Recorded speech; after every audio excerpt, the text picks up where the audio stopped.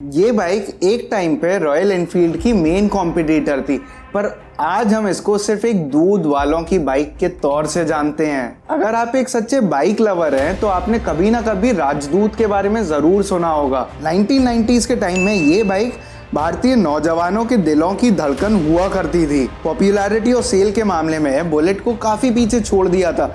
Metro city से लेकर गांव और कस्बों तक सिर्फ इसी बाइक का बोलबाला हुआ करता था। पर अचानक ऐसा क्या हुआ कि ये बाइक लोगों के दिलों से उतरना शुरू हो गई और देखते ही देखते कुछ ही समय में भारतीय सड़कों से गायब ही हो गई। इंडिया में राजदूत 1962 में एस्कॉर्ट्स कंपनी ने लॉन्च की और पहला राजदूत बाइक का प्रोडक्शन स्टार्ट किया। कंपनी ने अपनी पहली बाइक को XLT 175 नाम दिया, जिसे लोग राजदूत 175 कहकर बुलाते थे। ये असल में पोलैंड की एक बाइक SHL 11 का इंडियन वर्जन है। एस्कॉर्ट्स ने इंडिया की रोड्स के अकॉर्डिंग चेंज करके इंडियन मार्केट में लॉन्च किया था। इस बात में कोई शक नहीं था कि राजदूत 175 एक बेहद ही शानदार और दमदार बाइक थी। मार्केट में नई होने की वजह से राजदूत को लोगों का भरोसा जीतने में इनिशियली काफी स्ट्रगल करना पड़ा। इसके अलावा उस टाइम में हेवी बाइक्स की कैटेगरी में बुलेट पहले से ही अपना कब्जा जमा चुकी थी। राजदूत टाइम के अकॉर्डिंग काफी स्टाइलिश, एडवांस और पावरफुल थी, लेकिन फिर भी इनिशियल ईयर्स में लोगों ने राजदूत 175 पे ध्यान नहीं दिया। आगे बढ़ने से पहले अगर आपके फ्रेंड्स, फैमिली या रिश्तेदार में से किसी ने भी कभी राजदूत ओन की है तो उनका एक्सपीरियंस कमेंट में शेयर करिए। और अगर चैनल को सब्सक्राइब नहीं किया है तो सब्सक्राइब भी कर दीजिए और बेल आइकन दबाना बिल्कुल मत भूलिएगा। टाइम की एक बात है कि वो बदलता है। ये टाइम राजदूत का था। 1973 में चिंटू भैया यानी कि अपने ऋषि कपूर जी की बॉबी फिल्म बड़े पर्दे पे रिलीज हुई, जिसमें ऋषि कपूर को राजदूत पे स्टाइल मारते हुए दिखाया गया। फिल्म बॉक्स ऑफिस पे हिट हो गई, यानी कि राजदूत को अपना गोल्डन टिकट मिल गया। देखते ही देखते इंडिया में बाइक की डिमांड तेज रफ्तार से बढ़ने लगी और सब यंगस्टर ऋषि कपूर की स्टाइल में राजदूत को दौड़ाना चाहते थे, लेकिन सक्सेस मिलने में काफी टाइम लगा। राजदूत फेमस तो हो गई, लेकिन कुछ ही टाइम में लोगों को राजदूत पुरानी लगने लगी और तेजी से सेल्स नीचे गिरना स्टार्ट हो गई और 1983 आते तक इसकी बिक्री नियरली खत्म हो गई।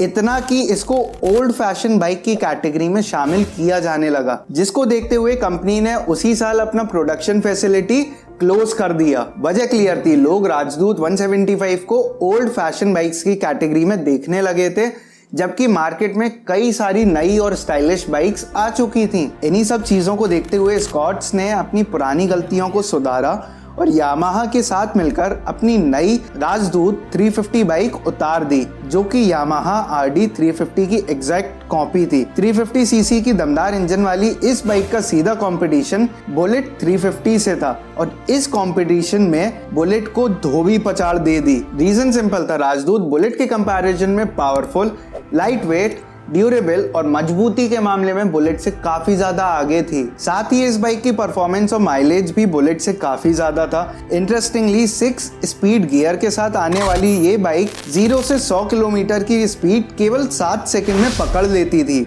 बाइक अपनी तेज रफ्तार की वजह से मार्केट में आते ही यंगस्टर्स की फर्स्ट चॉइस बन गई। सिंपली अपने समय की किंग बाइक थी। ये कहना बिल्कुल भी गलत नहीं होगा कि वो टाइम राजदूत का गोल्डन पीरियड था, जब पसंद और सर्विस के मामले में रॉयल एनफील्ड बुलेट भी फेल थी। राजदूत 350 की सबसे बड़ी खासियत ये थी कि ये शहर की अच्छी सड़कों के साथ गांव के उबड़ खाबड़ रास्तों पे भी बिल्कुल मक्खन की तरह चलती थी। हेवी बाइक होने के बाद भी इसकी पेट्रोल की खपत काफी कम थी, जिसकी वजह से भारतीय सरकार ने अपने एग्रीकल्चर डिपार्टमेंट के एम्प्लॉइज और ऑफिसर्स को इस बाइक को देने का चुना, जिसके इंडियन ऑफिसर्स बिना किसी परेशानी के गांव देहातों में भी आराम से जा सकें और गांव के लोग इसका इस्तेमाल तो दूध के व्यापार में भी करने लगे। आपने कभी देखा या सुना तो जरूर होगा कि आपके दूध वाले भैया दूध राजदूत पे देने आते हैं। गांव में जिन मुश्किल रास्तों पे दूसरी बाइक दम तोड़ देती थी, वहीं राजदूत आराम से दूध के बड़े बड़े कंटेनर्स लेकर गुजर जाती थी। इसलिए ये बाइक गांव के लोगों की पहली पसंद बन गई। 1980 से 90 तक लगभग एक डिकेड तक राजदूत ने इंडियन मार्केट में राज किया था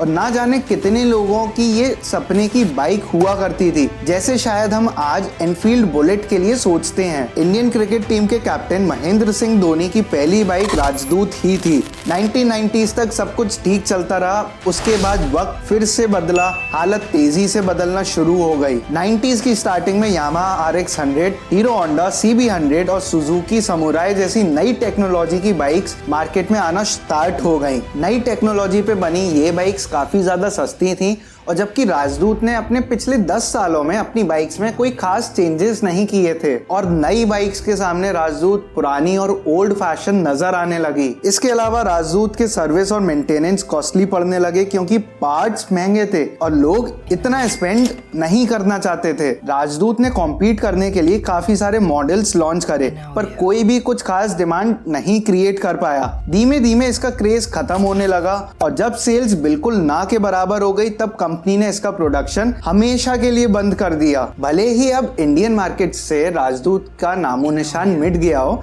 लेकिन ना जाने कितने इंडियंस की यादें और इमोशंस इस बाइक के साथ जुड़ी हैं। यहाँ तक कि कुछ लोगों ने सिर्फ अपनी यादों के खातिर आज भी अपनी राजदूत बाइक को अपने पास रखा हुआ है। आपको राजदूत की कहानी कैसी लगी मेरे को कमेंट सेक्शन में ज़रूर बताइए, और ये वीडियो उन लोगों तक ज़रूर शेयर करिए जो राजदूत को आज भी ओन करते हैं या कभी ओन करते थे। वीडियो अच्छी लगी हो तो चैनल को लाइक और सब्सक्राइब करना बिल्कुल मत भूलिएगा, और बेल आइकन को दबाना तो बहुत इंपॉर्टेंट है।